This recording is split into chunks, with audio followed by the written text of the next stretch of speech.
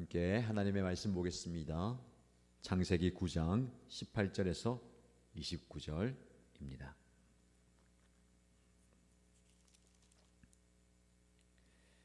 오늘 저와 여러분들 함께 묵상할 말씀은 창세기 9장 18절에서 29절입니다. 같이 읽겠습니다. 방주에서 나온 노아의 아들은 셈과 함과 야벳이다. 함은 가나안의 조상이 되었다. 이 세 사람이 노아의 아들인데 이들에게서 인류가 나와서 온 땅 위에 퍼져 나갔다. 노아는 처음으로 밭을 가는 사람이 되어서 포도나무를 심었다. 한 번은 노아가 포도주를 마시고 취하여 자기 장막 안에서 아무것도 덮지 않고 벌거벗은 채로 누워 있었다. 가나안의 조상 함이 그만 자기 아버지의 벌거벗은 몸을 보았다. 그는 바깥으로 나가서 두 형들에게 알렸다. 셈과 야벳은 겉옷을 가지고 가서 둘이서 그것을 어깨에 걸치고 뒷걸음쳐 들어가서 아버지의 벌거벗은 몸을 덮어드렸다. 그는 아버지의 벌거벗은 몸을 보지 않으려고 얼굴을 돌렸다. 노아는 술에서 깨어난 뒤에 작은 아들이 자기에게 한 일을 알고서 이렇게 말하였다. 가나안은 저주를 받을 것이다. 가장 천한 종이 되어서 저의 형제들을 섬길 것이다. 그는 또 말하였다. 셈의 주 하나님은 찬양받으실 분이시다. 셈은 가나안을 종으로 부릴 것이다. 하나님이 야벳을 크게 일으키셔서 셈의 장막에서 살게 하시고 가나안은 종으로 삼아서 셈을 섬기게 하실 것이다. 홍수가 있은 뒤에도 노아는 350년을 더 살았다. 노아는 모두 950년을 살고 죽었다. 아멘. 오늘 우리에게 주신 하나님의 말씀, 이 말씀을 통해 영적 깨달음, 깨뜨림의 시간이 되기를 축복합니다. 지금까지 우리는 노아의 위대한 믿음과 순종의 모습을 살펴보았습니다. 하나님과 동행했다라고 성경에서 그를 소개하죠. 120년 동안 묵묵하게 방주를 지었습니다. 그리고 홍수에서 많은 생명을 구원했죠. 근데 오늘 우리가 살펴볼 본문은 좀 충격적입니다. 그런 위대했던 노아가 술에 취해서 벌거벗었고 자는 모습을 우리에게 보여줍니다. 성경은 왜 이렇게 한 사람의 부끄러운 이야기를 그대로 드러낼까요? 노아의 명예를 위해서라도 이 이야기는 빼는 게 낫지 않겠습니까? 이 말씀을 묵상하면서 깊이 깨달았습니다. 성경은요, 사람을 미화하지 않습니다. 아무리 위대한 신앙의 인물이어도 실패하고 실수한 모습 있는 그대로 보여줍니다. 그리고 그 실패 속에서 하나님의 은혜와 교훈을 발견하게 됩니다. 오늘 우리는 이 말씀을 통해서 세 가지 중요한 교훈을 살펴볼 겁니다. 신앙의 영웅도 넘어질 수 있다라는 것이죠. 부모의 실수가 자녀에게 영향을 미친다라는 겁니다. 그리고 그 가운데서 하나님의 섭리는 계속됩니다. 먼저 18절에서 21절 말씀 보면 영웅의 추락의 모습입니다. 영적으로 방심한 노아의 모습인데요. 방주에서 나온 노아의 아들들을 소개합니다. 셈과 함과 야벳이죠. 온 땅의 사람들이 이들에게서 퍼져나갔다랍니다. 노아의 위치를 얘기합니다. 그는 새로운 인류의 조상이 됩니다. 하나님께서 선택하셨죠. 20절 말씀 보시면 노아는 농사를 시작하였습니다. 포도나무를 처음으로 심게 되고요. 그 포도를 수확해서 포도주를 만들고 여기까지는 문제가 없습니다. 하나님께서 창세기 1장에서 사람에게 땅을 경작하라고 다스리라 라고 말씀하셨잖아요. 그런데 21절 말씀에 문제가 생깁니다. 포도주를 과하게 마시고 취해서 장막 안에서 벌거벗고 잠을 잡니다. 이것이 노아의 모습입니다. 하나님과 동행했던 노아죠. 120년 동안 방주를 만들고 홍수에서 온 가족을 구원했던 노아가 이제 술에 취해서 벌거벗고 자고 있습니다. 어떻게 이런 일이 일어납니까? 그는 영적으로 방심했습니다. 큰 사명을 완수했죠. 홍수에서 구원받았습니다. 그런데 이제 새로운 땅에서 새로운 삶을 시작하면서 그 순간 긴장이 풀리는 겁니다. 영적 경계심이 무너지죠. 우리에게 중요한 것이 이런 영적 긴장감, 경계심입니다. 왜냐하면 우리를 미혹하고 유혹하는 것들이 너무 많기 때문에 그렇습니다. 베드로전서 5장 8절 말씀에 정신을 차리십시오. 깨어 있으십시오. 여러분의 원수 마귀가 으르렁거리는 사자처럼 삼킬 자를 찾아서 두루 다닌다라고 말씀합니다. 우리가 영적으로 긴장을 풀고 방심하면 이 사자 같은 마귀에 의해서 넘어지게 된 겁니다. 여러분 어떻습니까? 신앙생활을 오래 했다고, 교회에서 직분을 받았다고, 난 지금 믿음 생활 잘 하고 있다고, 큰 시련을 이겨냈다고 방심하면 안 됩니다.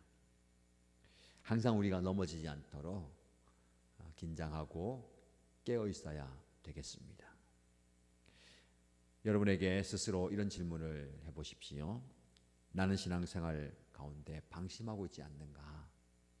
영적으로 긴장을 풀고 있는 부분은 무엇인가? 어떤 영역에서 내가 더 깨어 있어야 할 것인가? 잘 살펴보시고 영적으로 깨어 있는 저와 여러분 되시기를 축복합니다. 22절에서 23절 말씀 보시면 아버지의 수치와 그 수치를 대하는 자녀들의 반응이 나옵니다. 22절에 노아의 세 아들이 등장하죠. 먼저 가나안의 아버지 함이 아버지의 벗은 것을 보고 밖에 있는 두 형제들에게 일러 바칩니다. 함은 아버지의 벗은 모습을 보고 어떻게 합니까? 알리죠. 근데 이 히브리어 원문을 보면 알린다라는 것이 단순히 알리는 것이 아니고 아버지의 수치를 폭로하고 그것을 즐기는 듯한 느낌이 듭니다. 존중하지 않는 모습이에요. 아버지의 약점을 형제들에게 일러 바치는 거죠. 근데 23절 말씀 보시면 셈과 야벳은 다르게 반응합니다. 옷을 가지고 어깨에 걸치고 뒷걸음질 쳐서 아버지께 가서 벗은 몸을 덮어줍니다. 심지어 그 수치를 보지 않기 위해서 얼굴을 돌리고 행동하죠. 셈과 야벳의 행동은 함과 완전히 다릅니다.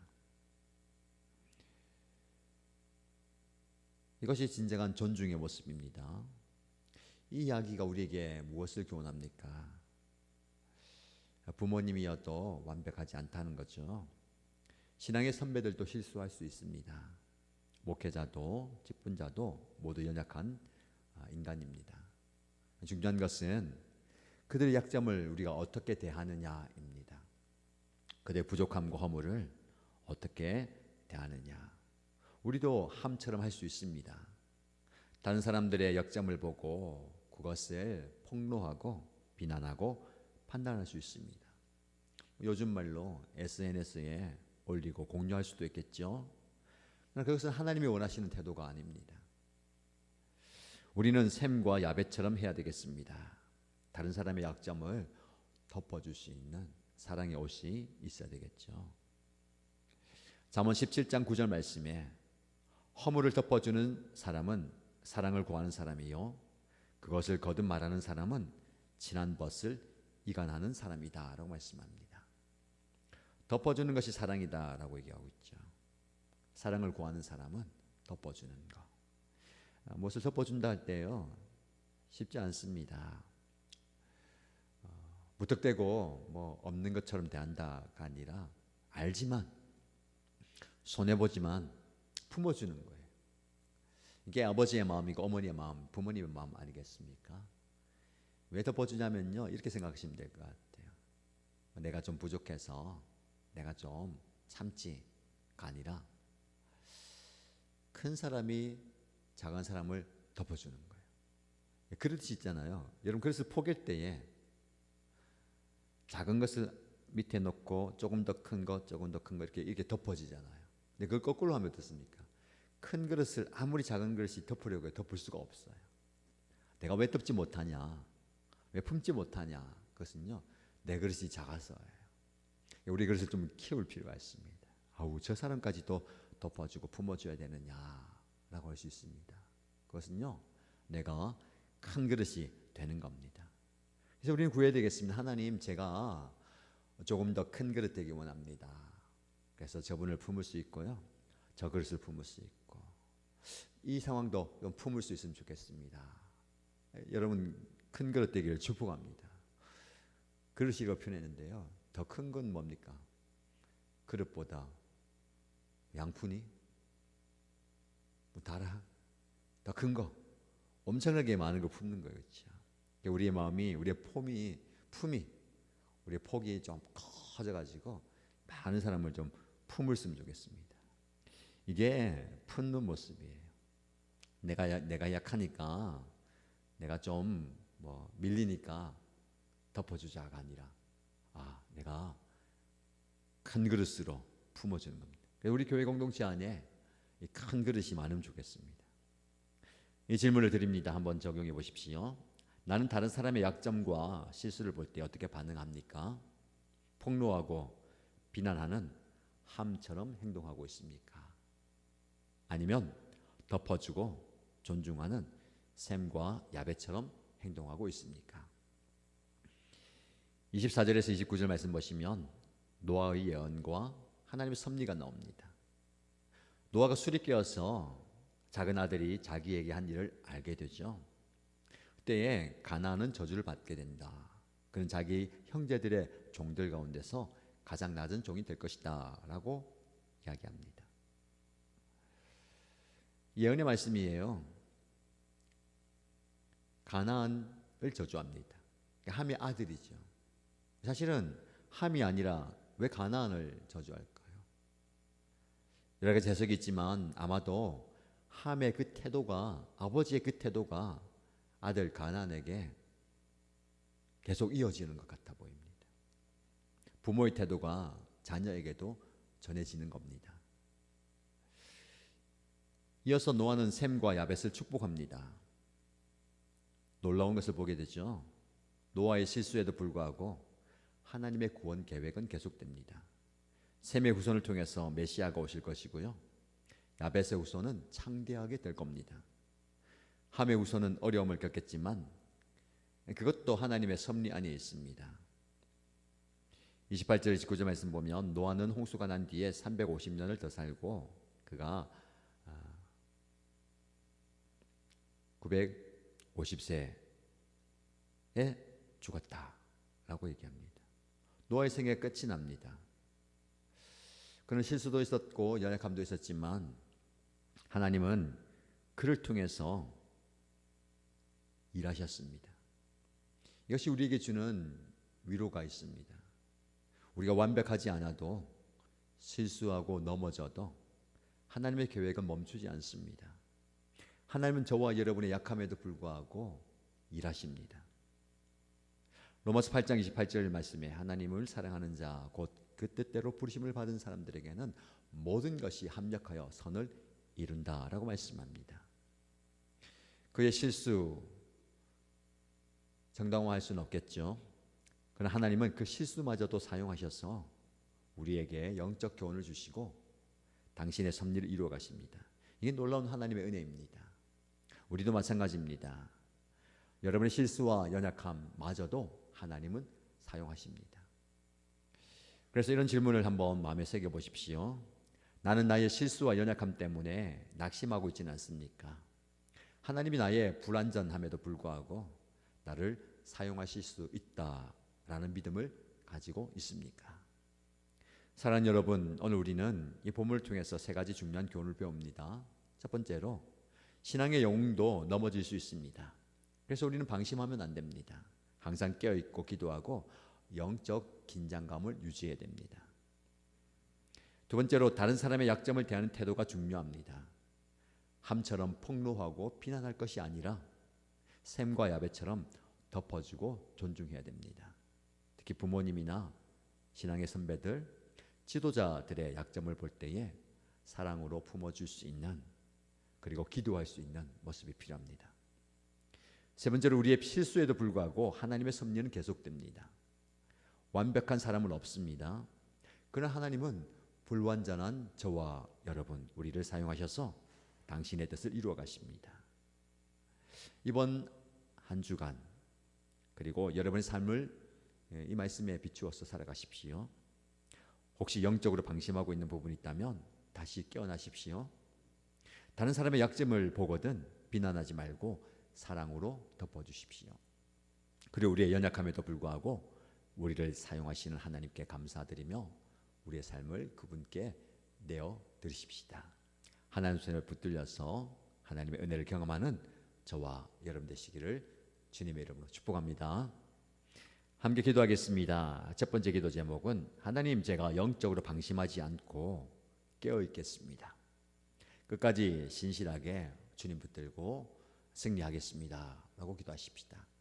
두 번째 기도 제목은 다른 사람의 약점을 보았을 때에 비판하지 않고 사랑으로 덮어주겠습니다.